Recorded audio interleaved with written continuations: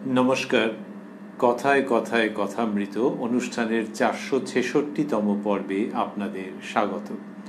আপনারা এই অনুষ্ঠান দেখছেন প্রাণারাম বাংলা ইউটিউব চ্যানেলে, যেখানে সপ্তাহের প্রত্যেক দিন সম্প্রচারিত হয় এই কথায় কথায় কথামৃত অনুষ্ঠানটি। শুরুর সময় থাকে রাত্রি 9টা, আর কোষ্ঠী পাথর প্রাণারাম ইউটিউব চ্যানেলে প্রত্যেক সপ্তাহের শনিবার সম্প্রচারিত হয় শ্রী শ্রী মায়ের কথা। শুরুর সময় থাকে সন্ধে 6টা। এই অনুষ্ঠানে শ্রী শ্রী রামকৃষ্ণ কথামৃততে গতকাল আমরা ছিলাম এবং আজকেও অবস্থান করব 18ই অক্টোবর 1885 প্রসঙ্গে, যেদিন শ্রীরামকৃষ্ণ অবস্থান করছিলেন শ্যামপুকুর বাটিতে। উপস্থিত ছিলেন ভক্তেরা এবং উপস্থিত ছিলেন তাঁর অন্যতম চিকিৎসক ডক্টর মহেন্দ্রলাল সরকার মহাশয়। ডক্টর মহেন্দ্রলাল সরকার, তিনি তাঁর মতো বিশ্বাস নিয়ে থাকেন। গতকাল আমরা যে জায়গাটি শুনছিলাম সেখানে পেয়েছিলাম যে মূলত শ্রীরামকৃষ্ণ কথা বলছেন, ডক্টর সরকার শুনছেন। সেখানে শ্রীরামকৃষ্ণ ধর্মের বিভিন্ন দিক উন্মোচন করছেন, জ্ঞান ভক্তির কথা আসছে ঘুরে ফিরে। আর এই যে ডক্টর সরকার, ইনি অবতারে বিশ্বাস করেন না, এই কথাটি আগে উল্লিখিত হয়েছে। শ্রীরামকৃষ্ণ অবতারের কথা বলেছেন, কিন্তু ডাক্তার সরকার কি বলছেন সেই প্রসঙ্গ খুব একটা আসেনি। আজকে আমরা যেখানটিতে প্রবেশ করব, অর্থাৎ গতকালের পরের অংশে, সেইখানে দেখা যাবে যে ডাক্তার সরকার কথা বলছেন, শ্রীরামকৃষ্ণের কথার বিপরীতে বলছেন, তার সংশয়, তার অবিশ্বাসের জায়গা তিনি উচ্চারণ করছেন এবং শ্রীরামকৃষ্ণ সেগুলিকে অ্যাড্রেস করছেন। এইরকমই একটা অসাধারণ জায়গায়, অসাধারণ প্রসঙ্গে আমরা প্রবেশ করব শ্রী শ্রী রামকৃষ্ণ কথামৃততে, যার সূচনায় কথামৃতকার শ্রীযুক্ত মহেন্দ্রনাথ গুপ্ত বা শ্রীম বা মাস্টার মহাশয় উদ্ধৃত করেছেন, তব কথামৃতং তপ্ত জীবনং কবিভিরীড়িতং কলমশাপহং শ্রবণমঙ্গলং শ্রীমদাততং ভুবি গৃণন্তি ये ভূরিদা জনাঃ। ডাক্তার বলছেন, ঈশ্বর আমাদের সৃষ্টি করেছেন আর আমাদের সকলের আত্মা অনন্ত উন্নতি করবে। এটি লিখছেন কথামৃতকার। ডাক্তার বলছেন, ঈশ্বর আমাদের সৃষ্টি করেছেন আর আমাদের সকলের আত্মা অনন্ত উন্নতি করবে। আত্মা শব্দটির পর মাস্টারমশাই বন্ধনীর মধ্যে দিয়েছেন সোল। এটি কারণ যে আমাদের প্রাচ্যে আত্মা বলতে যেমনটি বোঝানো হয়, পাশ্চাত্যে সোলের ধারণা ঠিক সেরকম নয়, না হওয়াটাই স্বাভাবিক। ডাক্তার সরকার যেরকমভাবে বলেছেন সেটি সেই সোলকে কেন্দ্র করে এইটি মাস্টারমশাইয়ের মনে হয়েছে।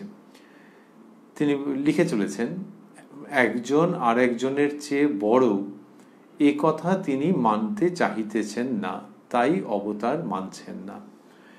এই যে অবতার, তার মধ্যে স্বয়ং সচ্চিদানন্দ আবির্ভূত হয়েছেন, অবতীর্ণ হয়েছেন, এইটি ডাক্তার সরকার মানতে চাইছেন না। এটা মাস্টারমশাই লিখলেন। মানতে চাইছেন না মানে কি? তার মানে নিশ্চয়ই এর মধ্যে কথাবার্তা হয়েছে, সেটার আর বিশদ মাস্টারমশাই দেননি। অথবা গতকাল আমরা যে সমস্ত প্রসঙ্গ শুনছিলাম সেইগুলির প্রেক্ষিতে মাস্টারমশাই হয়তো ভক্তদেরকে সচেতন করাচ্ছেন যে এই ডাক্তার সরকার তিনি অবতার মানেন না। এবং কেন মানেন না? মাস্টারমশাই লিখছেন যে একজন আর একজনের চেয়ে বড় এ কথা তিনি মানতে চাহিতেছেন না, তাই অবতার মানছেন না। এবং একজন আরেকজনের চেয়ে বড় মানে কেন সেটা মানতে অসুবিধে কি আছে? ওই যে একটু আগে বললেন যে ডাক্তার বলছেন ঈশ্বর আমাদের সৃষ্টি করেছেন আর আমাদের সকলের আত্মা অনন্ত উন্নতি করবে। তাহলে প্রত্যেকেরই আত্মা অনন্ত উন্নতি করবে, তার মানে সেই অনন্ত সত্যে, এক এবং অদ্বিতীয় সত্যে গিয়ে উপনীত হবে। এর মাঝখানে আবার অবতার, তিনি কোথা থেকে অবতীর্ণ হলেন, এই সমস্ত প্রসঙ্গ ডাক্তারবাবু মানছেন না। মাস্টারমশাই লিখছেন, ডাক্তার ইনফিনিট প্রোগ্রেস তা যদি না হলো, তাহলে 5 বছর 7 বছর আর বেঁচেই বা কি হবে? গলায় দড়ি দেব? এই তারপর বললেন অবতারের কথা নিয়ে আরো বলছেন। তো এই যে বললেন ইনফিনিট প্রোগ্রেস, তা যদি না হলো তাহলে 5 বছর 7 বছর আর বেঁচেই বা কি হবে। ডাক্তারবাবু বলছেন আর কি যে যেন আয়ু আর 5-7 বছর আছে, ধরা যাক এরকম একটা কিছু, তো সেই বেঁচেই বা কি হবে। এই যে ইনফিনিট প্রোগ্রেস, তার মানে যে মানুষের যে উন্নতি হবে, আধ্যাত্মিক উন্নতি, সেটার অনন্ত সম্ভাবনা রয়েছে, অনন্ত উন্নতি হতে পারে। এইটা যদি না মানি, যদি তোমরা জোর করে বলো যে না একটা স্তর পর্যন্ত হবে, এক একজনের এক এক রকম হবে, অবতার মানে কেউ একজন স্পেশাল, তাহলে তো পুরো মজাটাই নষ্ট হয়ে গেল। জীবনে যে ক্রমোন্নতি, সেটার মজাটাই নষ্ট হয়ে গেল, যে ও এই পর্যন্ত হবে, তার বেশি আর হবে না, এরকম নাকি। তাই বলছেন যে অবতার যে স্পেশাল, তার মানে তার মধ্যে সেই শক্তি আবির্ভূত হয়েছেন, সেই জগৎ কারণ, আর বাকিরা they are not special, they are ordinary, তার মানে তাদের কত দূর হবে, না একটা স্তর পর্যন্ত হবে। এই যদি গল্পটা হয়, আর এর মধ্যে ডাক্তার সরকার পুনর্জন্মে বিশ্বাসী নন, তাহলে তিনি বলছেন যে তোমরা যদি অবতারকে মানো, তার মানে হচ্ছে যে বাকিরা লেস দ্যান পারফেক্ট, আর সেইটা যদি হয় তাহলে আর বেঁচে পড়তে লাভ কি আছে। এটা খুব সিরিয়াস জায়গা থেকে বলছেন যে ইনফিনিট প্রোগ্রেস, তা যদি না হলো তাহলে 5 বছর 7 বছর আর বেঁচেই বা কি হবে, গলায় দড়ি দেব। আর ইনফিনিট প্রোগ্রেস জানলে কি হচ্ছে, ব্যাপারটা জানলে এটা হচ্ছে যে একজন মানুষ তাহলে পুরো শক্তি তার পেছনে সমর্পণ, পুরো শক্তি প্রয়োগ করবে যাতে তার অনন্ত উন্নতি হয়। অর্থাৎ তোমরা ঈশ্বর বলো, আত্মা বলো, যাই বলো, সেইটা প্রত্যেক মানুষেরই দ্বারা লভ্য হতে পারেন তিনি, প্রত্যেক মানুষই তাকে প্রাপ্ত হতে পারেন। এই জন্যই তো বেঁচে সুখ, এইখানেই তো জীবনের চ্যালেঞ্জ এবং অর্থ, যে প্রত্যেকেরই অসীম উন্নতি হতে পারে। সুতরাং বাঁচা মানে হচ্ছে ওই উদ্দেশ্য নিয়ে বাঁচা। সেখানে কেন বারবার করে বলছো যে অবতারের মধ্যে বিশেষ কিছু। তারপর ডাক্তারবাবু আবার বলছেন অবতার আবার কি, যে মানুষ হাগে মতে তার পদানত হব। হ্যাঁ, তবে রিফ্লেকশন অফ গডস লাইট মানুষে প্রকাশ হয়ে থাকে, তা মানি। তা খুব কঠিন ভাষা ব্যবহার করছেন ডক্টর মহেন্দ্রলাল সরকার, যিনি আমরা স্মরণ করেছি আগে, এখনো করতে চাইছি, যে শ্রীরামকৃষ্ণের সান্নিধ্যে যারা এসছেন তাদের মধ্যে সবচেয়ে কৃতবৃত্ত লোকেদের মধ্যে একজন।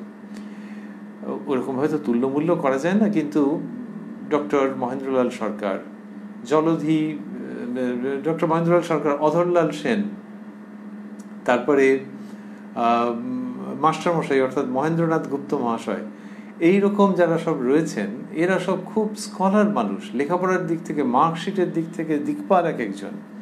তা সেই ডক্টর সরকার কথা বলছেন তো, আর তাঁর এই অধরলাল সেন এবং মাস্টারমশাই, এরা যেরকমভাবে ভক্তিমান ব্যক্তি, শ্রীরামকৃষ্ণের প্রতি একান্তই অনুগত, ডক্টর সরকার সেরকম নন। সেটা আমরা তার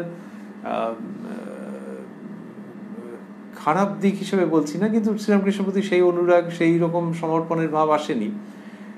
এদিকে প্রচুর লেখাপড়া আছে, শ্রদ্ধা ভক্তি শিষ্টতা আছে, কিন্তু এইরকম একটা কম্বিনেশন, এরকম একটা মিলিয়ে যে জায়গা, সেখানে ডাক্তার সরকার যে ভাষা ব্যবহার করছেন সেটা এক এক সময় বেশ তীক্ষ্ণ হয়ে যাচ্ছে। এখানে বললেন অবতার আবার কি, যে মানুষ হাগে মতে তার পদানত হব।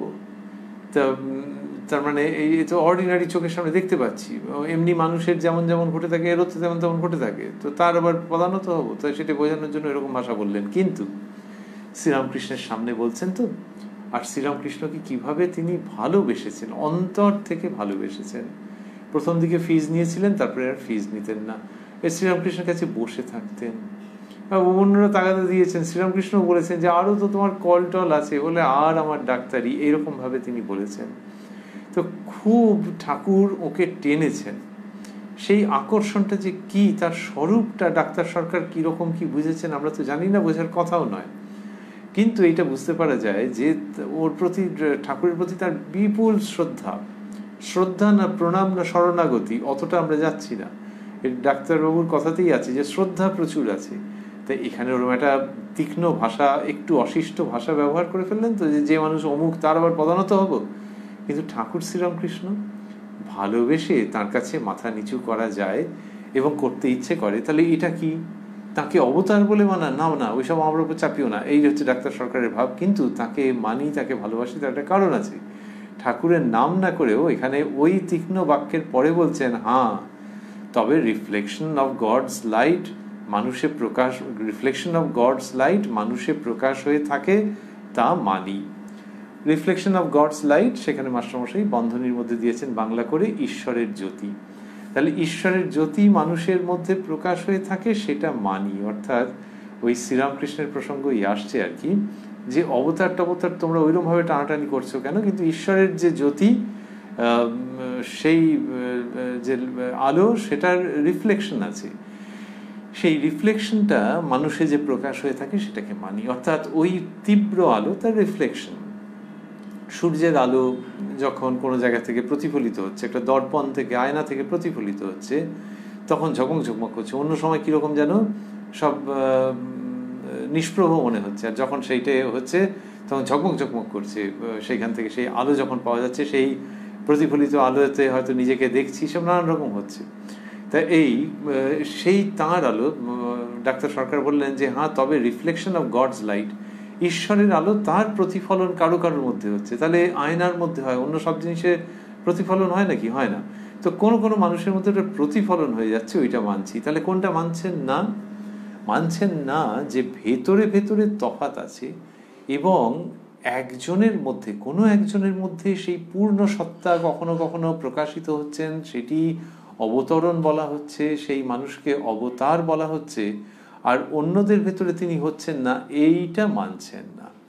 রিফ্লেকশনটা কোনো কোনো জায়গায় হচ্ছে। এখন আয়নায় রিফ্লেকশন হয়, খবরের কাগজে রিফ্লেকশন হয় না, ওটা ওর ধর্ম। তা সেরকম কোনো কোনো মানুষের মধ্যে ভগবানের রিফ্লেকশন হচ্ছে, ভগবানের লাইটের, ভগবানের আলোর রিফ্লেকশন হচ্ছে, প্রতিফলন হচ্ছে, সেইটা মানি। গিরিশবাবু এইবার হাসি মুখে একটা কথা বলছেন। গিরিশবাবু এই দিনে উপস্থিত রয়েছেন, যে অনেক তো শুনলাম, কিন্তু যেটা মানেন বলছেন ওই ব্যাপারটাও কি টেস্ট পেয়েছেন? এইটা গিরিশবাবুর ভঙ্গি আর কি বলতে চাইছেন। মাস্টারমশাই লিখছেন গিরিশ সহাস্যে, আপনি গডস লাইট দেখেননি। ওই যে ডাক্তারবাবু বলেছেন রিফ্লেকশন অফ গডস লাইট মানুষের প্রকাশ হয়ে থাকে, তা মানি। গিরিশবাবু বলছেন আপনি গডস লাইট দেখেননি। তা এই কথাটির মানে কিরকম?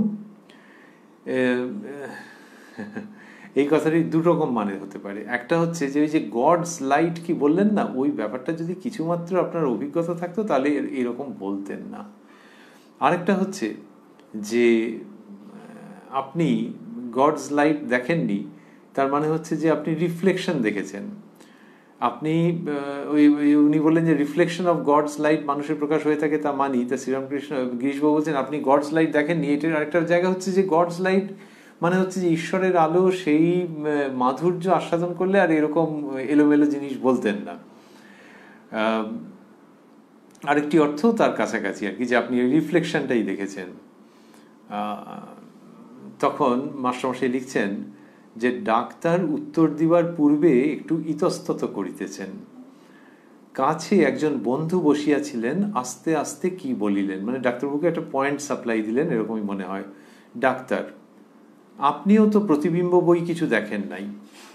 তো গিরিশবাবুকে তিনি অ্যাটাক করেছেন আর কি, যে আপনি কি গডস লাইট দেখেছেন নাকি? আপনিও যা দেখেছেন সেটা প্রতিবিম্ব দেখেছেন, মানে ওই প্রতিফলিত আলো অর্থে বলা হচ্ছে আর কি। তা আপনিও প্রতিফলিত আলো দেখেছেন, আপনিও তো ঈশ্বরের আলো কি দেখেছেন নাকি? যে তাহলে আপনি আমার সঙ্গে যে তর্ক করছেন, তাহলে আমি না হয় রিফ্লেকশন দেখেছি, গডস লাইট ব্যাপারটা আমি দেখিনি, ঠিক আছে। তা আপনি গডস লাইট দেখেছেন, আপনিও তো রিফ্লেকশন দেখেছেন। এইটা ওকে ওর বন্ধু ওই পয়েন্টটা ধরিয়ে দিয়েছেন। তা তিনি আস্তে আস্তে কিছু একটা বলেছেন, তখন ডাক্তারবাবু বলছেন আপনিও তো প্রতিবিম্ব বই কিছু দেখেন নাই। Girish, I see it, I see the light. Srikrishna যে অবতার প্রুভ করব, তা না হলে জীব কেটে ফেলবো। গিরিশবাবুর এতটাই একটা বিশ্বাসের মতো জায়গা, মতো কেন আমরা বলছি সেটা পরে আসবো। তা সেই রকম জায়গা একটা যেন তার ভেতরে রয়েছে। সেখান থেকে উনি বলছেন I see it, I see the light. Srikrishna যে অবতার প্রুভ করব, তা না হলে জীব কেটে ফেলবো।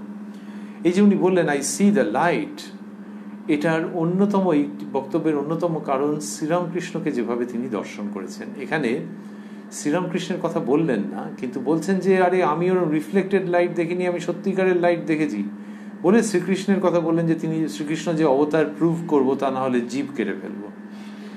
এইটা ওই শ্রীরামকৃষ্ণকে যেভাবে দর্শন করেছেন সেইখান থেকে তার এই প্রত্যয় বিশেষভাবে আসছে বলে মনে হয়।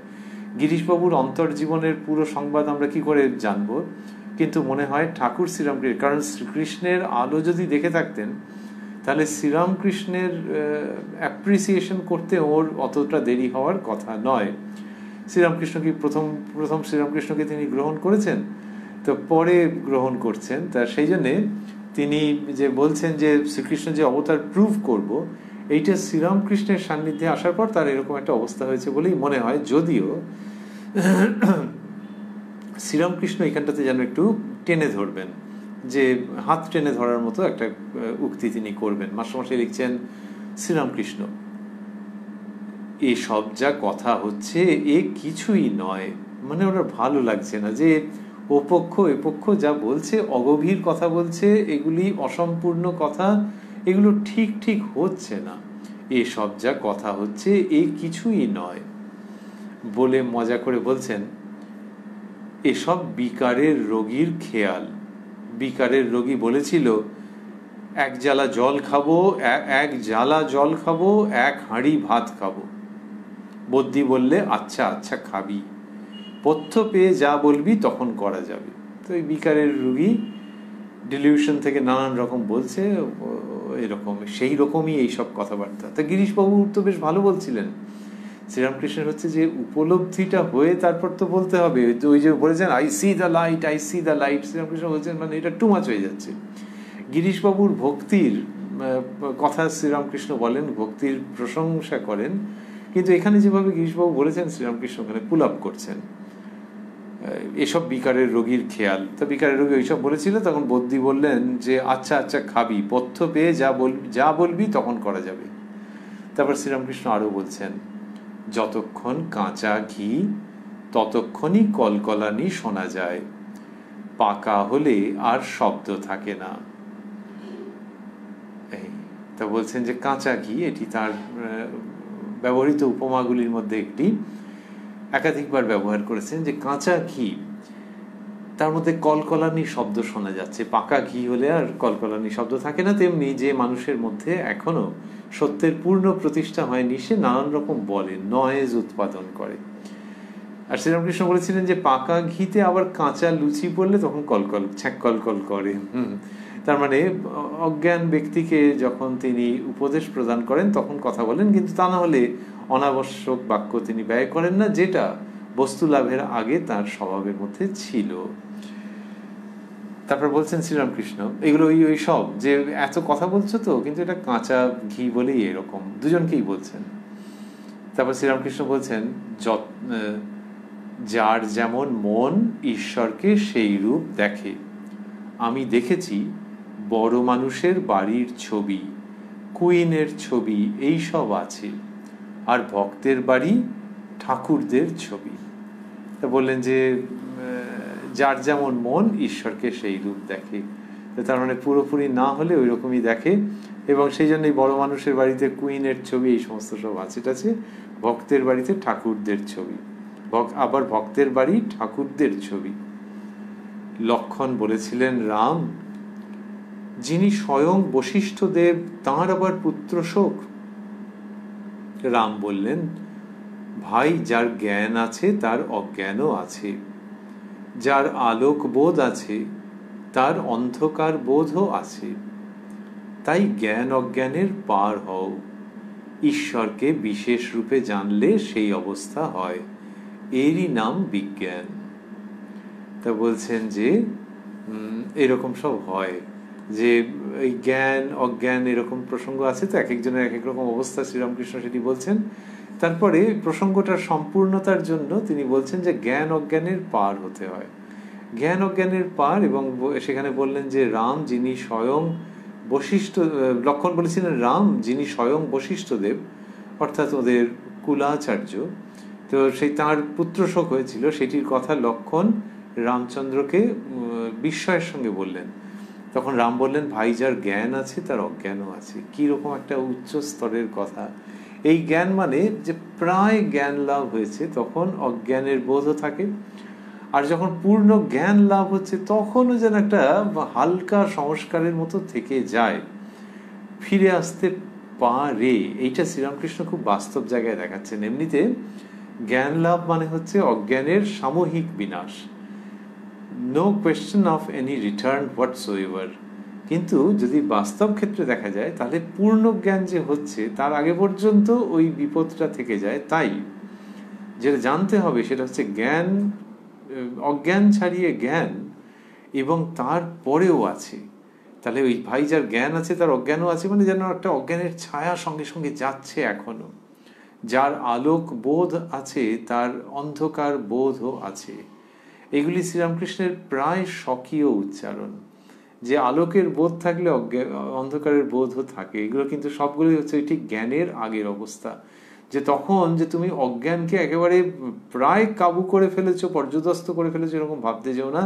ও আছে জানো কোথাও না কোথাও ঘাপটি মেরে। রামচন্দ্রের কথা চলছে, শ্রীরামকৃষ্ণ বলছেন যে তিনি লক্ষ্মণকে বলেছেন, তাই জ্ঞান অজ্ঞানের পার হও, ঈশ্বরকে বিশেষ রূপে জানলে সেই অবস্থা হয়, এরই নাম বিজ্ঞান। তা এই জ্ঞান অজ্ঞানের পার হও মানে হচ্ছে যে ওই ঈশ্বরের সঙ্গে আলাপ। জ্ঞান যেটি, শ্রীরামকৃষ্ণ এইখানটাতে একটা নবনির্মাণ করছেন, যে যেটি জ্ঞান সেখান থেকে আবারও কোথা থেকে যেন একটা অজ্ঞানের, উনি বলতেন যে অশ্বত্থ গাছের ফেকড়ি বেরোনো, সেরকম একটা আশঙ্কা থাকে। কিন্তু যদি তার সঙ্গে বিশেষভাবে আলাপ হয় তখন দেখবে অন্যরকম। এই অজ্ঞানটা কোথা থেকে আসে? এই দ্বৈত ভাবাত্মক যে জগৎ, সেখান থেকে অজ্ঞানটা আসে। পঞ্চেন্দ্রিয়ের মাধ্যমে অজ্ঞানের কত রকমের উপকরণ আসে। এইবার এই জগৎ থেকে যে উপকরণগুলো আসছে, উপাদানগুলো আসছে, সেগুলোকে রোধ করবে কি করে? আরে সেটাই তো অজ্ঞান পার হয়ে যাওয়া। শ্রীরামকৃষ্ণ বলছেন যে হ্যাঁ, অজ্ঞান পার হয়েছে, হয়ে জ্ঞানে উপনীত হয়েছে, কিন্তু তারপরেও জগৎ তার রূপরস গন্ধ নিয়ে বলছে যে আসবো আসবো, এরকম ভাবে দরজায় যেন যেন নক করছে। সেইটা পুরোটা নিশ্চিন্ত হওয়ার জন্য কি করতে হবে? যেখানে গিয়ে উপনীত হলে তার সঙ্গে আলাপের চেষ্টা করতে হবে, যে কালে জানা আছে যে তার সঙ্গে আলাপ করা যায়। তাহলে সেই চৈতন্য সত্তার সঙ্গে আবার আলাপ, শ্রীরামকৃষ্ণ সেই জায়গাটি দেখিয়েছেন যে চৈতন্য সত্তা কিন্তু সেই ব্রহ্ম আর এই কালী, তোমরা যাকে ব্রহ্ম বলে কও, ব্রহ্ম বলো, আমি তাকেই কালী বলে কই।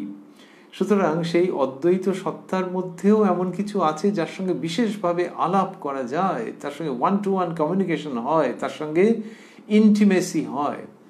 এইটা যখন হবে তখন এই জগৎকে দেখবে তিনিময়। তিনিময় মানে সেই অদ্বৈত চৈতন্যময়।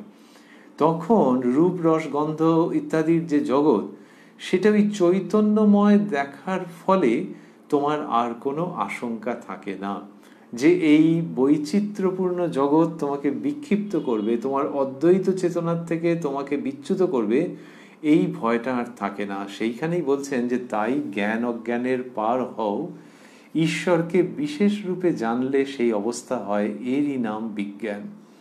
এটা শ্রীরামকৃষ্ণের ওই যে আমরা বলছিলাম যে মৌলিক এবং প্রায় মৌলিক এবং খুব উচ্চ একটি দার্শনিক ভাব ও চিন্তা।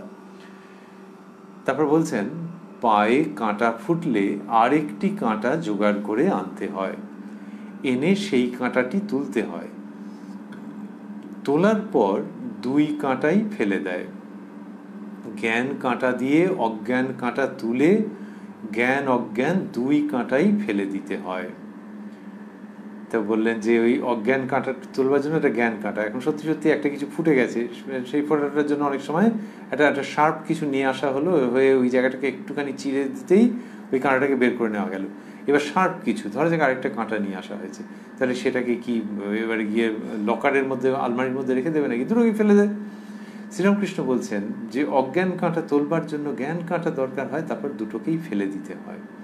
এই ফেলে দেওয়াটা বলতেন যে পায়ে কাঁটা ফুটলে আরেকটি কাঁটা জোগাড় করে আনতে হয়। ওই যে জোগাড় করা সহজে পাচ্ছ না, জোগাড় করে নিয়ে আসছো, সেটাই হচ্ছে সাধনা, জ্ঞান পথের সাধনা। এনে সেই কাঁটাটি তুলতে হয়, ওই অজ্ঞানকে উৎপাটিত করতে হয়, তোলার পর দুই কাঁটাই ফেলে দিতে হয়, তোলার পর দুই কাঁটাই ফেলে দেয়। অর্থাৎ তখন ওই জ্ঞানের যে কাঁটা, জ্ঞানের যে পথ, সেটাকেই চূড়ান্ত বলে ধরে রেখো না, তারপরে আরো কিছু আছে। তার জন্য এই যে সেট চিন্তা, এই যে একটা প্রথাগত চিন্তা, এখান থেকে একটু সরে এসো, যে হাটকে এবার সেটা এসে তুমি ভাবো যে কি হতে পারে এর থেকেও বেশি। জ্ঞান অজ্ঞান দুটো কাঁটাই ফেলে দাও, ছেড়ে দাও, দিয়ে কি হতে পারে? তা বললেন যে তোলার পর 2 কাঁটাই ফেলে দেয়, জ্ঞান কাঁটা দিয়ে অজ্ঞান কাঁটা তুলে জ্ঞান অজ্ঞান 2 কাঁটাই ফেলে দিতে হয়। এই জ্ঞান অজ্ঞানের পারে যেটি, সেটি বিজ্ঞান, সেটির কথাই বিভিন্ন উপমা দিয়ে বোঝাচ্ছেন। তারপর বললেন পূর্ণ জ্ঞানের লক্ষণ আছে, বিচার বন্ধ হয়ে যায়, যা বললুম কাঁচা থাকলেই ঘিয়ের কলকলানি। তো বললেন যে পূর্ণ জ্ঞান হলে বিচার বন্ধ হয়ে যায়। ওই নানান রকম একজনকে তর্কে পর্যুদস্ত করব, আমার বুদ্ধির পরিচয় দেবো, নানান রকম ভাবে শাস্ত্র বিচার করব, যুক্তি দিয়ে দর্শনের কথা বলবো, এই যে একটা প্রবণতা, এবং বেশিরভাগ ক্ষেত্রেই অপ্রয়োজনীয় অপ্রাসঙ্গিক প্রবণতা, এটা বন্ধ হয়ে যায় কখন? যখন জ্ঞানের উন্মেষ হয়। শ্রীরামকৃষ্ণ বলছেন পূর্ণ জ্ঞানের লক্ষণ আছে, বিচার বন্ধ হয়ে যায়। তাহলে এই বিচার বন্ধ হয়ে যাচ্ছে, এটা দুটো দিক।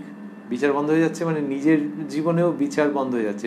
তার আগে যতক্ষণ পর্যন্ত দ্বৈত জগৎ এসে যাচ্ছে চিন্তার মধ্যে, ততক্ষণ বিচার করে নিত্যকে অবলম্বন করা, অনিত্যকে ত্যাগ করা, এই যে বিচারটাকে অবলম্বন করে যাওয়া, এইটা পূর্ণ জ্ঞান হলে এটা বন্ধ হয়ে যায়। এটা একটা দিক। আরেকটি দিক হচ্ছে মানুষের সঙ্গে নানান রকমের যে তর্ক বিচার করা বা সেই প্রবণতা, সেটিও পূর্ণ জ্ঞান হলে সমাপ্ত হয়ে যায়। পূর্ণ জ্ঞানের লক্ষণ আছে, বিচার বন্ধ হয়ে যায়, যা বললুম কাঁচা থাকলেই ঘিয়ের কলকলানি। যেটি আগে বলেছেন শ্রীরামকৃষ্ণ, সেটির পুনরুল্লেখ করছেন। তখন ডাক্তার সরকার কথা বলছেন, মাস্টারমশাই লিখছেন, ডাক্তার পূর্ণ জ্ঞান থাকে কই, সব ঈশ্বর, তবে তুমি পরমহংসগিরি করছো কেন? আর এরাই বা এসে তোমার সেবা করছে কেন? চুপ করে থাকো না কেন? এটি বলছেন যে পূর্ণ জ্ঞান থাকে কই। ডাক্তারবাবুর বক্তব্য হচ্ছে যে ওই যে পূর্ণ জ্ঞান বলা হচ্ছে, ওটা কি সত্যি সত্যি বাস্তবে একজনের থাকে? যদি পূর্ণ জ্ঞান থাকে যে তিনিই সব কিছু, এটাকেই তো পূর্ণ জ্ঞান বলা হচ্ছে, যে সেই এক বই দুই নেই। তাহলে এই পূর্ণ জ্ঞানটা বাস্তবে কি থাকে বলে শ্রীরামকৃষ্ণকেই তিনি অভিযুক্ত করছেন, একরকম শ্রদ্ধার সঙ্গে করছেন, কিন্তু যুক্তির খাতিরে কোনো আলাদা সৌজন্যের পেলবতা আরোপ করবার প্রয়োজন বোধ করছেন না। পূর্ণ জ্ঞান থাকে কই, সব ঈশ্বর, তবে তুমি পরমহংসগিরি করছো কেন? তার মানে হচ্ছে যে কে কাকে বলবে, বলারই বা প্রয়োজন কি? যদি পূর্ণ জ্ঞান ব্যাপারটা ওরকমই হয়ে থাকে, এবং তুমি যদি পূর্ণ জ্ঞানের অধিকারী হও, শ্রীরামকৃষ্ণকে এবার ওইটা বলছেন। অবতারের প্রসঙ্গটার থেকে এবার একটুখানি জায়গাটা একটু ঘুরেছে, এবং পূর্ণ জ্ঞান আসাতেই চেপে ধরেছেন যে সেটা যদি হয়, তাহলে সকলেই যদি ঈশ্বর থাকে, তাহলে আর বলা খাওয়ার দরকারটা কি? তবে তুমি পরমহংসগিরি করছো কেন? আর এরাই বা এসে তোমার সেবা করছে কেন? চুপ করে থাকো না কেন? এই চুপ করে থাকো না মানে কিপ কোয়াইট এরকমভাবে বকুনি দেওয়া নয়, কিন্তু হচ্ছে যে তুমি চুপ করে থাকলেও তো অসুবিধে কিছু নেই, কারণ তুমি তো দেখছো যে পূর্ণ জ্ঞান মানে সকলের মধ্যেই তিনি, এবং তুমি সকলেরও দেখছো না, তুমি এক চৈতন্যকে দেখছো। পূর্ণ জ্ঞান যদি তোমার হয়ে থাকে, তার মানে ইয়েস অর নো? তাহলে সেটা যদি হয়ে থাকে, তাহলে এমনি লোকেরা বলে, যারা এসব জানে না, মায়াবদ্ধ জীব, তারা বলে যে কারুর হয়েছে এখনো, কারুর হয়নি, কারুর আধ্যাত্মিক প্রগতি অনেক দূর পর্যন্ত হয়েছে, কেউ আধ্যাত্মিকভাবে অনেক পিছিয়ে পড়ে আছে। ওইসব যারা দুই দেখছে মানে 2 কোটিও দেখতে পারে। আর তুমি যখন এক দেখছো, তখন তোমার দৃষ্টিতে উচ্চ নিচ তো কোনো ব্যাপার নেই। So why do you speak? তাহলে কার জন্য কি বক্তৃতা দেওয়ার দরকার, কি বলছো? আর এরাই বা এসে তোমার সেবা করছে কেন? চুপ করে থাকো না কেন? শ্রীরামকৃষ্ণ সহাস্যে, জল স্থির থাকলেও জল, হেললে দুললেও জল, তরঙ্গ হলেও জল। কি সুন্দর করে নিয়ে আসছেন। এগুলি কিন্তু প্রচলিত দৃষ্টান্ত, কিন্তু শ্রীরামকৃষ্ণ অফবিট ভঙ্গিতে অপূর্ব সার্থকতার সঙ্গে এগুলিকে ব্যবহার করছেন। সেখানে তার মৌলিকতার অন্যতম স্পর্শ আছে। বললেন যে জল স্থির থাকলেও জল, হেললে দুললেও জল, তরঙ্গ হলেও জল। তার মানে ওই যে বলা হচ্ছে পূর্ণ জ্ঞান, তা সেইটি কি হলো যে তাহলে তিনি কেন কথা বলছেন? তার উত্তর হচ্ছে, যিনি যখন কথা বলছেন জীবের মঙ্গলের জন্য, তখনও পূর্ণ জ্ঞান রয়েছে। যখন এই দ্বৈত জগৎকে দেখছেন নানান রকম নিয়ে, তখনও ওই অদ্বৈতের জ্ঞান রয়েছে। এবং সেটা কিরকম জানো? জল স্থির থাকলেও জল, হেললে দুললেও জল, তরঙ্গ হলেও জল। তা যখন স্থির হয়ে রয়েছে সেই সময়টা, আর যখন খুব ঢেউ উঠেছে, দুটো কি আলাদা?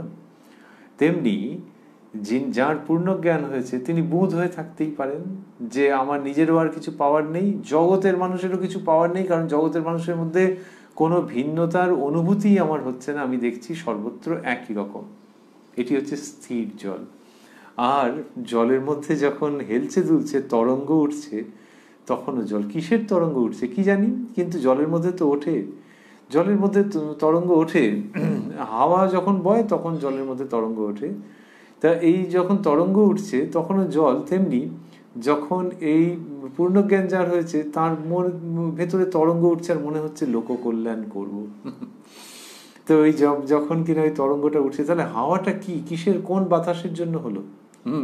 সেটা প্রশ্ন উঠতে পারে। কিন্তু এই যখন তরঙ্গ উঠছে তখন যে সত্তা, যিনি কথা বলছেন, যিনি উপদেশ প্রদান করছেন, তাকে, যার পূর্ণ জ্ঞান হয়েছে, তার সঙ্গে তফাৎ করতে যেও না, তফাৎ করে ফেলো না। জল স্থির থাকলেও জল, হেললে দুললেও জল, তরঙ্গ হলেও জল। এই যে জলের মধ্যে যে তরঙ্গ হচ্ছে, এইটি কিসের জন্য হচ্ছে? আমরা বলছিলাম যে হাওয়া দেওয়ার জন্য হচ্ছে, বায়ু প্রবাহিত হচ্ছে বলে হচ্ছে। আর শ্রীরামকৃষ্ণ স্বয়ং তো রয়েছেন, আমরা রয়েছি 18ই অক্টোবর 1885 প্রসঙ্গে। শ্রীরামকৃষ্ণ স্বয়ং রয়েছেন, তার মধ্যেই তো এই ঘটনাটা ঘটছে। এবং ডাক্তার সরকার তাকেই ওরকম ভাবে বললেন যে তো কথা বলাই বা কি দরকার, এরকম ভাবে বললেন, তো চুপ করে থাকো না কেন, তবে তুমি পরমহংসগিরি করছো কেন, এসব বললেন। ঠাকুর শ্রীরামকৃষ্ণকে যখন ভক্ত, সাধক, কবি, গায়ক দর্শন করছেন, তখন কি হচ্ছে যে তখন তিনি দেখছেন যে ইনি সেই পূর্ণ ব্রহ্ম, আর তার মধ্যে মাঝে মাঝে সেই স্থির জলের মধ্যে মাঝে মাঝে তরঙ্গ উঠছে। কেন তরঙ্গ উঠছে? অরূপ সায়রে লীলা লহরী উঠিল মৃদুল করুণা বায়। করুণার পবন একটি বইছে, এবং সেই জন্যে সেই অরূপ সাগর, তার মধ্যে লীলার লহরী উঠছে, লীলার তরঙ্গ উত্থিত হচ্ছে করুণা বায়। এই করুণার বাতাস একটা কোথা থেকে আসছে, তার জন্যে এটি হচ্ছে। এইরকম ভাবে সাধক কবি বলেছেন। পুরো ব্যাপারটি মিস্টিক এবং ধ্যানগম্য। কিন্তু ওই যে ডাক্তার সরকার বললেন যে পূর্ণ ব্রহ্ম যদি, তাহলে আবার কিরকম সব ঈশ্বর, এইসব পূর্ণ জ্ঞান থাকে কই, তাহলে তুমি পরমহংসগিরি করছো কেন? ওইটার উত্তর শ্রীরামকৃষ্ণ যেভাবে দিলেন সেটি অনবদ্য, যে জল স্থির থাকলেও জল, আবার হেললে দুললেও জল বললেন, যে হেললে দুললেও জল, তরঙ্গ হলেও জল। তো সেই তার মধ্যে এরকম হয়। এখন যখন হচ্ছে, সেটা কি জন্য হচ্ছে তার অনেক রকমের ব্যাখ্যা আছে। কিন্তু ওই যে অদ্বৈত চৈতন্য, তারই মধ্যে ওই জীবের কল্যাণের ইচ্ছা, এইটাকেই তো শ্রীরামকৃষ্ণ ওই ব্যক্তি সত্তা দিয়ে দেখেছেন এবং দেখতে শিখিয়েছেন, দেখতে উৎসাহিত করেছেন। যে অদ্বৈত যে ভাব, যে নিরাকার সর্বব্যাপী চৈতন্য, তার মধ্যেও যেন একটি দ্বৈত সত্তা আছে যাকে ভালোবাসা যায়, এবং ওই দ্বৈত সত্তাই কাজ করতে চায়। সেই দ্বৈত সত্তা কি করে উৎপন্ন হলো? ওই যে করুণা বায়ে উৎপন্ন হলো, শ্রীরামকৃষ্ণ সম্বন্ধে যেরকম বলা হচ্ছে। তো সেই দ্বৈত সত্তার মধ্যে একটা আছে, দ্বৈতের হৃদস্পন্দন আছে, এবং সেই দ্বৈত সত্তা করুণায় গড়া, করুণার স্পর্শে সে কাজ করে, করুণার দ্বারা চালিত হয়ে কাজ করে, জীব কল্যাণে কাজ করে। এবং সেই তখনই দেখা যাবে যে কেউ কথা বলছেন যার মধ্যে ওই পূর্ণ জ্ঞানের অবস্থান রয়েছে। এটি শ্রীরামকৃষ্ণ বললেন আরেকটি কথা, মাহুত নারায়ণের কথাই বা না শুনি কেন? গুরু শিষ্যকে বলে দিয়েছিলেন সব নারায়ণ। পাগলা হাতি আসছিল, শিষ্য গুরু বাক্য বিশ্বাস করে সেখান থেকে সরে নাই, হাতিও নারায়ণ। মাহুত কিন্তু চেঁচিয়ে বলছিল সব সরে যাও, সব সরে যাও, শিষ্যটি সরে নাই। হাতি তাকে আছাড় দিয়ে চলে গেল, প্রাণ যায় নাই। মুখে জল দিতে দিতে জ্ঞান হয়েছিল। জ্ঞান শব্দটি লক্ষণীয়। যখন জিজ্ঞাসা করলে কেন তুমি সরে যাও নাই, সে বললে কেন, গুরুদেব যে বলেছেন সব নারায়ণ। গুরু বললেন, বাবা, মাহুত নারায়ণের কথা তবে শুনো নাই কেন? তিনি শুদ্ধ মন, শুদ্ধ বুদ্ধি হয়ে ভিতরে আছেন, আমি যন্ত্র তিনি যন্ত্রী, আমি ঘর তিনি ঘরণী, তিনি মাহুত নারায়ণ। শ্রীরামকৃষ্ণ বলছেন যে ওই সমস্ত কিছুর মধ্যে তো তিনি আছেন, পূর্ণ জ্ঞানের লক্ষণ। এবার তিনি আবার এই খোলটার মধ্যে, তিনি যেরকম বলতে ভালোবাসতেন শ্রীরামকৃষ্ণ, সেই ভঙ্গি, অর্থাৎ এই দেহ, এটির মধ্যে তিনিই রয়েছেন এবং তিনি বলছেন। তো তিনি বললে আমি আর তার কথা শুনবো না কেন? আমি সেই কথার পরিপ্রেক্ষিতে, সেই কথার সুরে সুর দিয়ে, সেই কথার অনুরূপ অভেদাত্মক কথা বলবো না কেন? অভেদাত্মক, যে ভেতরে যেটি আছে আমি সেটিই বলছি। তাহলে ভেতরে যিনি আছেন, যিনি কিনা এটা বলছেন, আমি তার কথা উপেক্ষা করি কি করে? সর্বভূতে যদি তিনি অবস্থান করেন, তাহলে এই খোলটার ভেতরেও তিনিই আছেন, তিনিই আছেন এবং আমি সেটা শুনতে পাচ্ছি, যে সেইখান থেকে এই কথা বলা। আমি যন্ত্র তিনি যন্ত্রী, আমি ঘর তিনি ঘরণী, তিনি মাহুত নারায়ণ। তাহলে এই যে শ্রীরামকৃষ্ণ কথা বলছেন কেন পূর্ণ জ্ঞান হলেও, সেটি তিনি বলছেন যে পূর্ণ জ্ঞান মানে সর্বত্র তিনি রয়েছেন, এবং এই যে আমার যে সত্তা, তার মধ্যে থেকে আমি শুনতে পাচ্ছি তো যে তিনি ওইটা চাইছেন, সেই জন্যই কথা বলা। যদি কেউ বলেন যে আমার ভেতরে তিনি আছেন সেই জন্য আমি শুনছি, তোমরা শুনতে পাচ্ছ, তা পাচ্ছ না, আমি শুনছি, এই ভঙ্গিটা শ্রীরামকৃষ্ণের নয়। যে I am one among the chosen few, এরকম ভাবে বলছেন না। তার বক্তব্য, হ্যাঁ, যে সকলের মধ্যে যে সকলে যে কণ্ঠস্বর শুনতে পাচ্ছে তা নয়, আমি শুনতে পাচ্ছি, মায়ের কণ্ঠস্বর শুনতে পাচ্ছি। আর ওই যে বললেন আমি ঘর তিনি ঘরণী, আর মায়ের যে কণ্ঠস্বর শুনতে পাচ্ছি সেই মতোই যে আমি কথা বলছি। আসলে কি জানো, আমি যন্ত্রের মতো, তিনি যন্ত্রী। অন্যত্র শ্রীরামকৃষ্ণ বলেছেন আমি গাড়ি, তুমি ইঞ্জিনিয়ার। তো এই যে এইটা যখন বলছেন, তার মানে বোঝা যাচ্ছে যে অহংবোধ শূন্য হয়ে যেন এই কথাটি বলা, যে আমার ভেতর দিয়ে তিনি বলছেন, কিন্তু তাই জন্য আমাকে আলাদা করে কিছু এরকম ভাবে ভেবো না, আমি যন্ত্র তিনি যন্ত্রী। তাহলে যন্ত্র দিয়ে অসাধারণ কাজ হলো। আর যন্ত্র যদি বলে এই আমি চ্যাম্পিয়ন, এই বছরের পুরস্কার আমার প্রাপ্য, লোকে বলবে হ্যাঁ হয়ে গেছে, ওই যে চালাচ্ছে সে না হলে তোমার অবস্থা, তুমি ওই একটা ওজন হিসেবে বাক্সের এক কোণে পড়ে থাকবে। তাহলে যন্ত্র যদি ওরকম বলে, তাহলে কিরকম একটা অট শোনাবে না? আসল তো যন্ত্রী। তাহলে শ্রীরামকৃষ্ণ সেই রকম জায়গা থেকে যখন বলছেন আমি যন্ত্র তিনি যন্ত্রী, তার মানে নিজের জন্য কিচ্ছু নেওয়ার কোনো প্রসঙ্গই নেই, কিন্তু হ্যাঁ তাঁরই ভাব ভেতরে রয়েছে। এবং তিনি যেমন বলছেন যন্ত্র যেন শুনতে পাচ্ছে যে যন্ত্রী কি চাইছে, সেরকম শ্রীরামকৃষ্ণ বলছেন যে আমি শুনতে পাচ্ছি যে তিনি কি চাইছেন, এবং আমি সেই মতোই কথা বলছি। আর সেই শুনতে পাওয়া আমি আমি এই যেটা বলা হচ্ছে, এটা ওই রকম গো, আমি যন্ত্র তিনি যন্ত্রী, আমি ঘর তিনি ঘরণী, তিনি মাহুত নারায়ণ। ওই যে মাহুত নারায়ণের কথা শোনা নাই কেন? যে আমি সেটা শুনছি বলে আমি বলছি। এইটি শ্রীরামকৃষ্ণ কি সুন্দর করে ডাক্তার সরকারের কাছে আনছেন। ডাক্তার আর একটা বলি, তবে কেন বলো এটা সারিয়ে দাও। ডাক্তারবাবু সাংঘাতিক লড়ে যাচ্ছেন শ্রীরামকৃষ্ণ লীলায়, বা শ্রীরামকৃষ্ণের যে জীবন নাট্য, তার মধ্যে এটি নিশ্চয়ই প্রয়োজন ছিল। কেননা এই প্রশ্নগুলো তো যে কোনো সময় আসতে পারে। যেন মনে হয় ঠাকুর শ্রীরামকৃষ্ণই এই প্রশ্নগুলো উত্থাপন করিয়ে দিয়েছেন। যদি কেউ সেরকম না ভাবেন তো না ভাববেন, কিন্তু এই সত্যটি থেকেই যায় অনস্বীকার্য রূপে, যে ডাক্তার সরকার যে কথাগুলো বলছেন ওগুলো কিন্তু ওনার একার নয় কোনো মতেই। এরকম পৃথিবীতে বহু মানুষের এই ধরনের চিন্তা ছিল, এখনো কারোর চিন্তা থাকতেই পারে নতুন করে। সেই চিন্তার অবসান হয়ে গেছে এটা কে বলেছে? যাদের যাদের জীবনে হয়েছে হয়েছে, কিন্তু সেই চিন্তার একটা রেশ চলে। তো সেখান থেকে যে হ্যাঁ পূর্ণ জ্ঞান যদি হয় তাহলে কেন শরীর সারিয়ে দিতে বলছেন, এইটা যে ডাক্তার সরকার করেছেন, এটা একটা অসাধারণ প্রয়োজনীয় উক্তি। একালের মানুষের, ভবিষ্যৎকালের মানুষের সংশয়ের জায়গা থেকে তারা এটার সঙ্গে আইডেন্টিফাই করতে পারবেন যে আচ্ছা দেখি তারপরে উনি কি উত্তর দিলেন। এই প্রশ্ন যদি না থেকে সবটাই একটা শরণাগতির ভাবে একটা গ্রন্থ রচিত হয়, তারও বিরাট মূল্য। কিন্তু সেটা কাদের কাছে? যাদের মধ্যে ওই ভাব এসেছে। যাদের মধ্যে আসেনি তারা ওই বই থেকে কিচ্ছু পাবে না, বলবে কি সমস্ত সারেন্ডার করা লোকজন কি সব love and respect and obedience এই সমস্ত কথা বলছে। আমার অনেক প্রশ্ন আছে, কিন্তু আমি ওরভাবে মেনে নিতে পারছি না।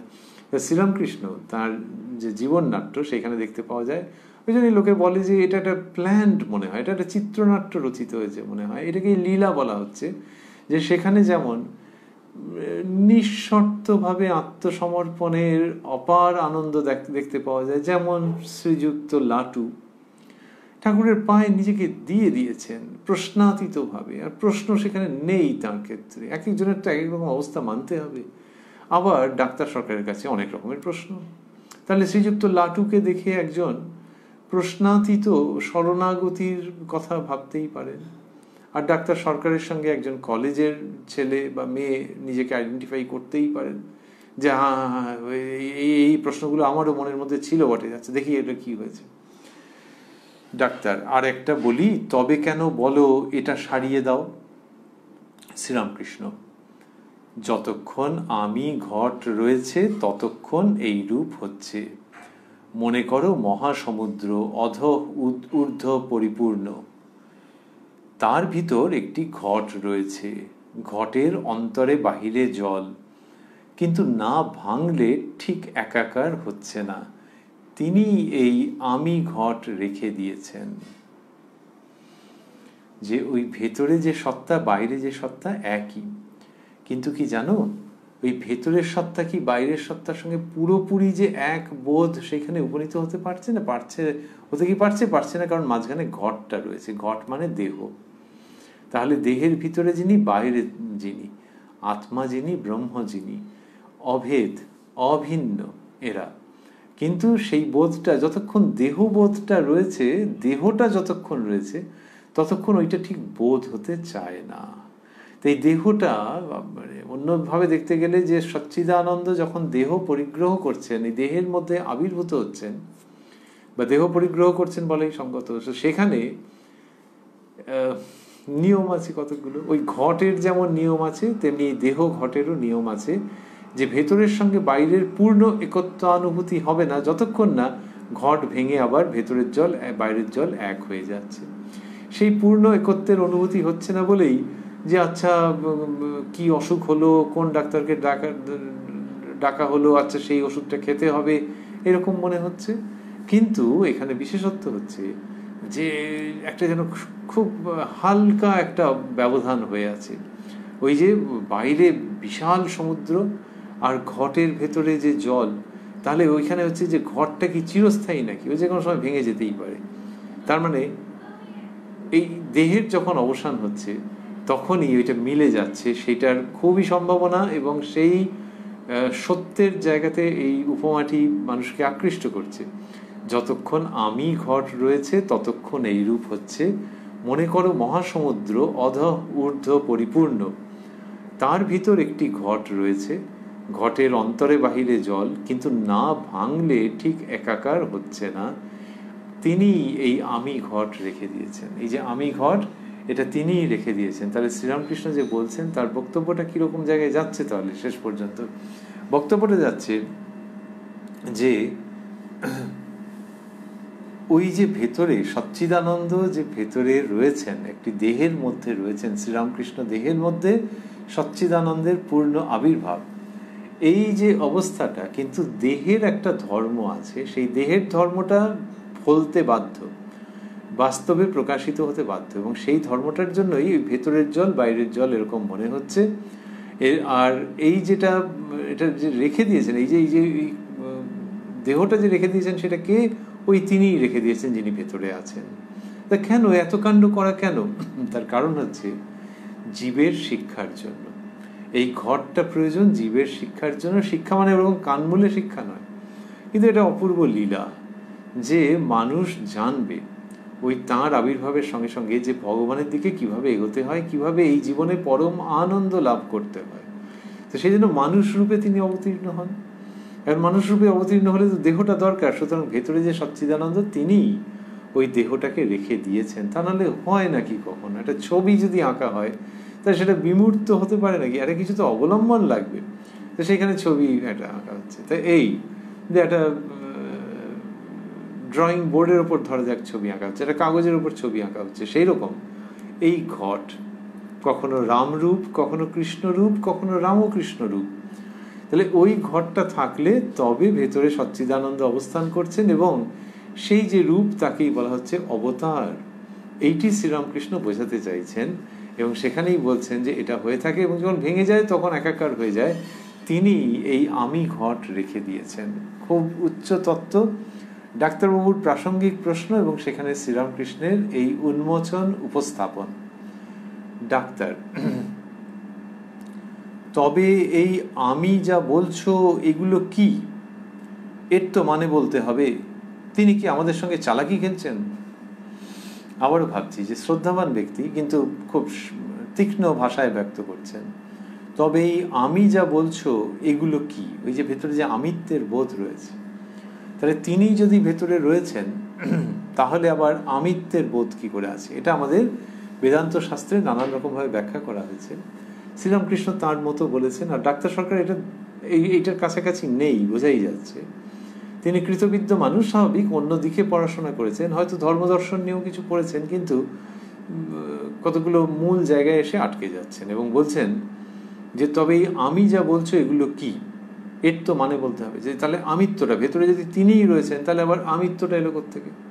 তিনি কি আমাদের সঙ্গে চালাকি খেলছেন? এই রকম যখন বলেছেন তখন গিরিশ ঘোষ একটি বোম ফাটিয়েছেন ছোট্টর মধ্যে, সাংঘাতিক রকমের একটি বোম ফাটিয়েছেন। গিরিশ মহাশয় কেমন করে জানলেন চালাকি নয়? এটা করে উল্টো দিক থেকে দিয়েছেন, একদম সাংঘাতিক আনএক্সপেক্টেড অ্যাঙ্গেল থেকে একটা বম্বার্ডিং করেছেন। সেটা হচ্ছে যে তিনি কি আমাদের সঙ্গে চালাকি খেলছেন? গিরিশবাবু বলছেন হতে পারে, এ তো কোনো কাগজে বেরোয়নি, নেটেও নেই, কিন্তু যদি এমন হয় যে চালাকি খেলছেন তাহলে কি করা যায় বলুন তো? এইরকম জায়গায় যে বলছেন না, ডাক্তারবাবুর মানে বিউইল্ডার্ড হয়ে যাওয়ার কথা।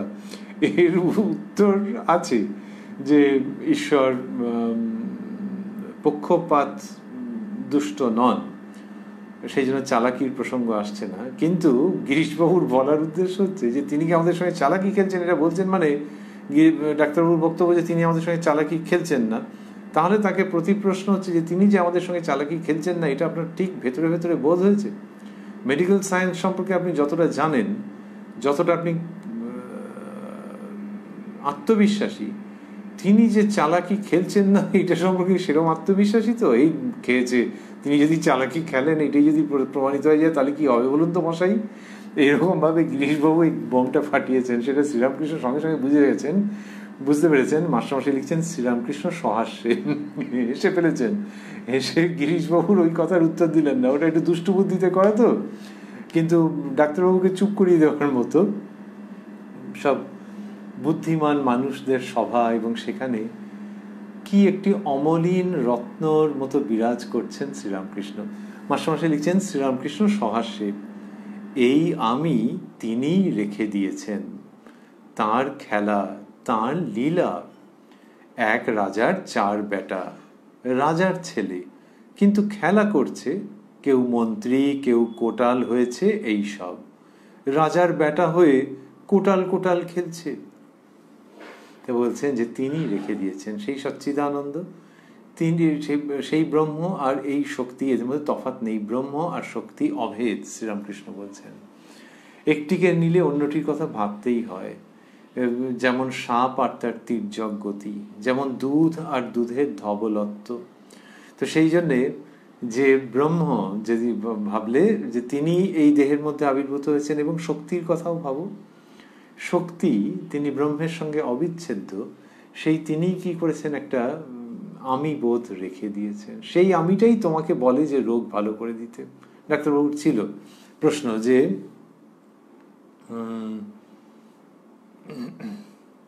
আর একটা বলি, তবে কেন বলো, এটা সারিয়ে দাও। শ্রীরামকৃষ্ণ বলছেন যে সেই ব্রহ্ম এবং তার শক্তি, যিনি অভেদ ব্রহ্মের সঙ্গে, সেই শক্তিরই ক্রিয়া, এবং সেই এই আমিটা তিনি রেখে দিয়েছেন। তো বললেন তাঁর খেলা, তাঁর লীলা। এক রাজার 4 বেটা, রাজার ছেলে, বলছে সব রাজার ছেলে, কিন্তু দেখো কিরকম অদ্ভুত অদ্ভুত রে বাবা, এই কি রে, রাজার ছেলে কি বলছে? কিন্তু রাজার ছেলে, কিন্তু খেলা করছে, কেউ মন্ত্রী, কেউ কোটাল হয়েছে, এইসব। রাজার বেটা হয়ে কোটাল কোটাল খেলছে, তো খেলছে তো, তার মানে এরকম হচ্ছে, সব রাজার বেটা। তেমনি আমরাও প্রত্যেকেই রাজার বেটা, কিন্তু তার মধ্যে ওই কেউ রাজা সাজ্জি, কেউ কোটাল, এইরকম সমস্ত আমাদের মনোবৃত্তি রয়েছে। এরকম আমাদের মনোবৃত্তি রয়েছে, এবং তার জন্যই এইসব হচ্ছে। এই আমিত্বটা তিনিই রেখে দিয়েছেন, আমিত্বের ভাবটা। তার জন্যই তুমি নানান রকম দেখছো, যদিও সবাই রাজার বেটা। কি অপূর্ব যুক্তি দিয়ে বোঝাচ্ছেন একটি প্রসঙ্গকে, যে প্রসঙ্গকে বলা হয়েছে অবাং মনস গোচরম, শেষ পর্যন্ত যে চূড়ান্ত সত্যকে বাক্য মনের দ্বারা রিচ করা যায় না, সেখানে উপনীত হওয়া যায় না। কিন্তু এমন প্রসঙ্গ শ্রীরামকৃষ্ণ করছেন যেটা দিয়ে সত্যের দিকে তীব্র পথনির্দেশ আছে, ব্রাইট লাইট তার উপরে ফেলা হয়েছে। এইটা হচ্ছে শ্রীরামকৃষ্ণের উক্তির মধ্যে দিয়ে সেটি আমরা পাচ্ছি ঘন ঘন। এইবার ওই যে বলা হচ্ছে যে অবাং মনস গোচরম, তো সেইটি যখন সেই জ্ঞান হচ্ছে তখন তিনি বাক্য মনের অগোচর, আর তখন এইসব প্রশ্নও থাকে না। আর যার সেই জ্ঞান হচ্ছে তিনি বাক্যের দ্বারা এটাকে প্রকাশ করতে পারেন না, প্রকাশ করার কথাও নয়। তাহলে শ্রীরামকৃষ্ণ যে বাক্য বলছেন, যে বাণী উচ্চারণ করছেন, সেটা ওই জন্যই যে ওই সত্যের দিকে মানুষ আকৃষ্ট হবে, সত্যের প্রতি অগ্রসর হবে, সত্যের উদ্দেশ্যে। কিন্তু শ্রীরামকৃষ্ণ কি বলছেন যে এর মধ্যেই সবটা রয়েছে, এবার নিজেকে বুঝে নিতে হবে। তা এইবার সেইটি বিশেষভাবে নির্দেশ করার জন্য ডাক্তারবাবুকে বলছেন, মাস্টারমশাই লিখছেন, ডাক্তারের প্রতি শোনো, তোমার যদি আত্মার সাক্ষাৎকার হয় তবে এই সব মানতে হবে, তার দর্শন হলে সব সংশয় যায়। এটা বলা মানে কিন্তু এই নয় যে তোমার দর্শন হয়নি যেন তুমি এখন অনেক পিছিয়ে আছো। এটার মানে অন্য দিক দিয়ে ভাবার যে তার দর্শন হতে পারে। শ্রীরামকৃষ্ণ বলছেন ঈশ্বর দর্শনই মানুষ জীবনের উদ্দেশ্য।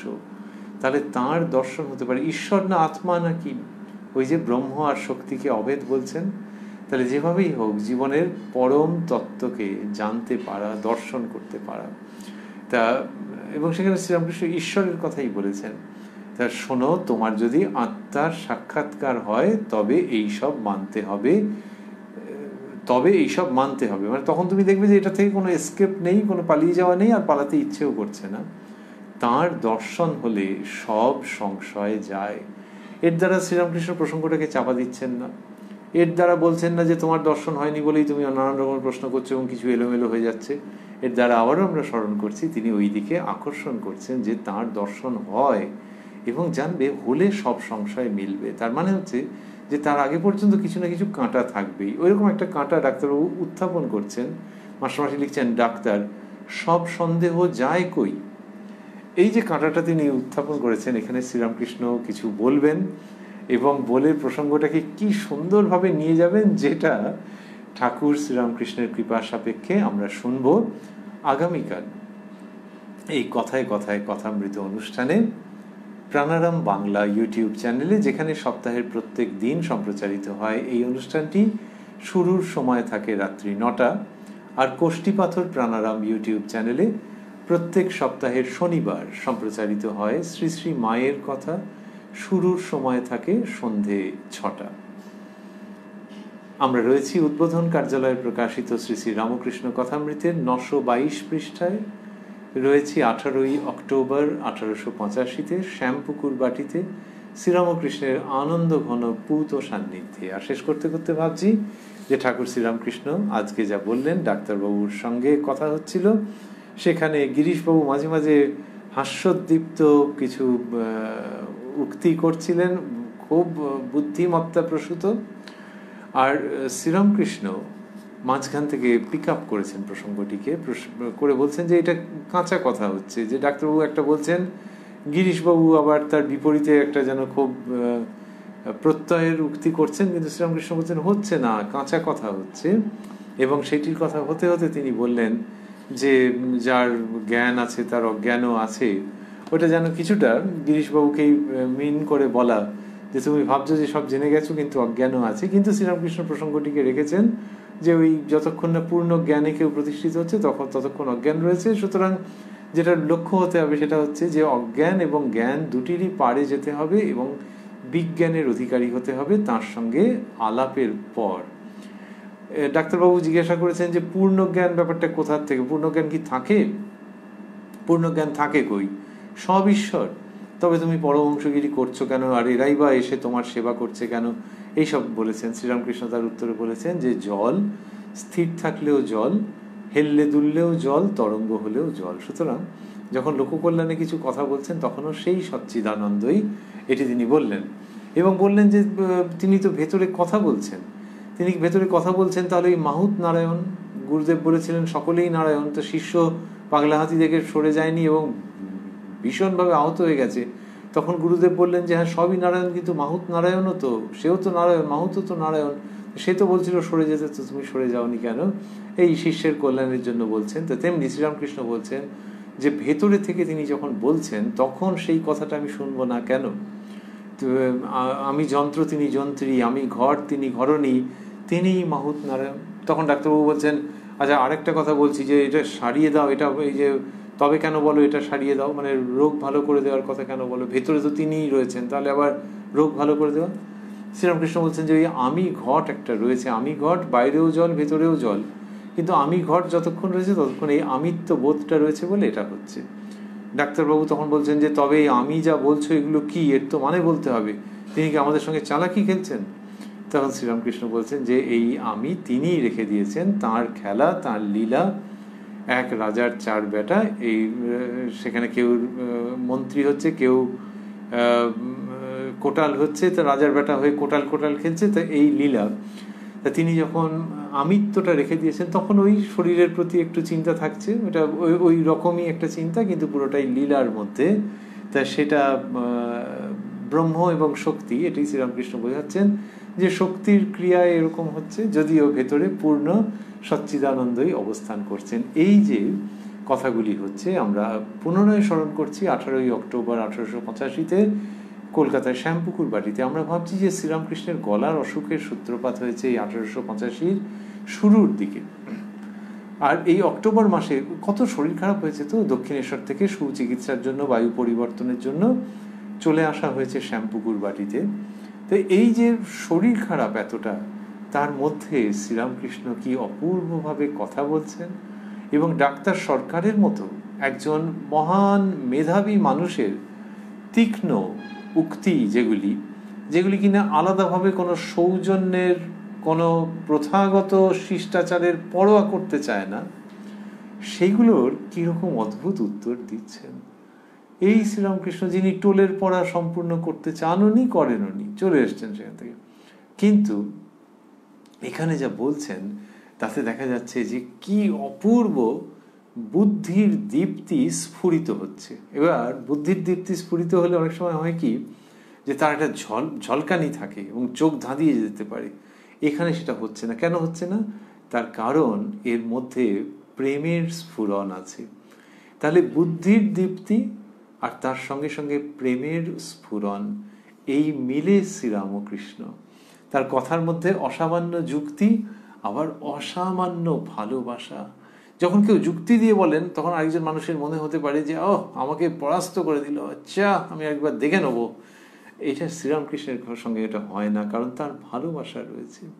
তাহলে একজন কৃতবিদ্য মানুষ, তাকে তিনি যুক্তি দিয়ে আটকে দিচ্ছেন, কিন্তু একই সঙ্গে ভালোবাসা দিয়ে হৃদয়ের কাছে টেনে রাখছেন। এই শ্রীরামকৃষ্ণের ব্যক্তিত্ব, সেটি আমরা অনুষ্ঠান শেষ করতে করতে স্মরণ করছি, যে ওই বুদ্ধির দীপ্তি এবং প্রেমের স্ফুরণ, এই দুটো মিলে যে কি অপূর্ব অবস্থার সৃষ্টি হয় সেটা আমরা ভাবছি।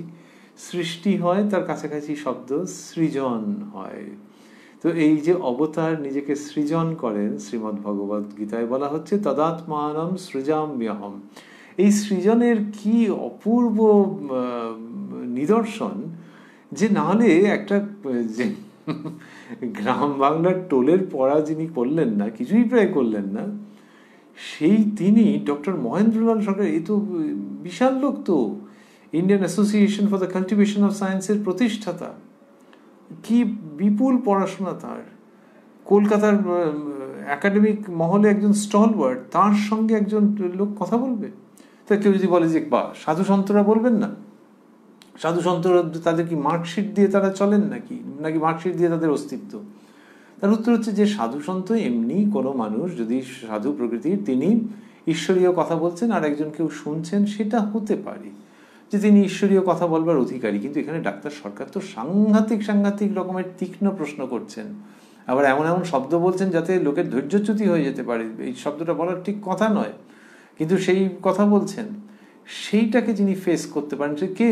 সে মেডিকেল কলেজের একজন প্রফেসর হতে পারেন, অন্য কোনো বড় মাপের মনীষী, গবেষক, পণ্ডিত হতে পারেন, কিন্তু শ্রীরামকৃষ্ণ ওই ডাক্তার সরকারের ওই তীক্ষ্ণ তীক্ষ্ণ যে নিক্ষেপগুলো, সেইগুলোকে যে ফেস করছেন সানন্দে এবং উৎসাহিত করছেন। তো তিনি তো বলেননি যে না ওইসব কথা থাক, তুমি আমার চিকিৎসা করো, বাড়ি যাও, এত করেন, এগুলো উৎসাহিত করছেন। তখন বোঝা যায় যে এই অবতার তিনি আধুনিক যুগের যে সমস্ত সংশয়, যে সমস্ত প্রশ্ন, সেগুলোর সম্মুখীন হচ্ছেন সানন্দে, এবং সেটার জন্য যে অবস্থাটা তৈরি করেছেন সেটা অসাধারণ।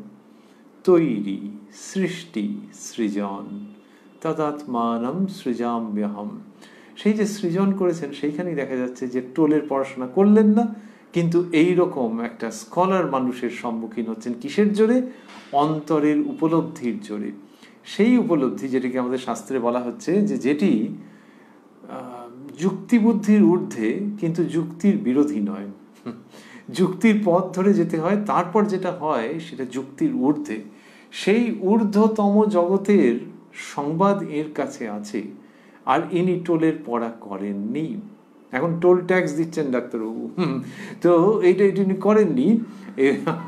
কি হয়েছে যে সেইখান থেকে এই প্রসঙ্গ করছেন। তাহলে যদি স্কুল কলেজে পড়া থাকতো কারু, এবং তারপর যদি তিনি বলতেন তিনি ধর্মের একজন বড় কেউ, তাহলে লোকে বলতে পারতো যে হ্যাঁ এর একটা ট্রেনিং আছে, তো সেখান থেকে উনি বলেছেন। এই বাড়িতে দেখো না ফিলোসফির কত বই আছে, শ্রীরামকৃষ্ণের বই নেই? মাস্টারমশাই প্রথম দর্শনের সময়তেই বলেছেন যে ইনি বুঝি খুব পড়েন।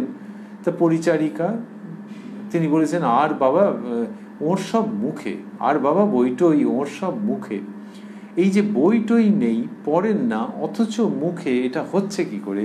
এটা হচ্ছে ভেতরের প্রাপ্তির দ্বারা। শ্রীরামকৃষ্ণ নিজে বলতেন যে আমি শুনেছি কত, যে অর্থাৎ অনেক সাধু সন্ন্যাসী যাতায়াত করেছেন দক্ষিণেশ্বর দিয়ে কামারপুকুরে, তাদের কাছে শুনেছেন, সেটা ঠিক ঠিক মানে শ্রীরামকৃষ্ণ স্বয়ং বলেছেন। কিন্তু শুধু অন্যের কাছে শুনে এইভাবে জগতের সম্মুখীন হওয়া যায় না। জগতের সম্মুখীন হওয়া যায় না। তখন যে সমস্ত মানুষ যেভাবে শ্রীরামকৃষ্ণকে প্রশ্ন করেছেন, কাউন্টার করেছেন নানান রকম ভাবে, সে তো অসাধারণ, মানে খুব তীক্ষ্ণ, তীব্র।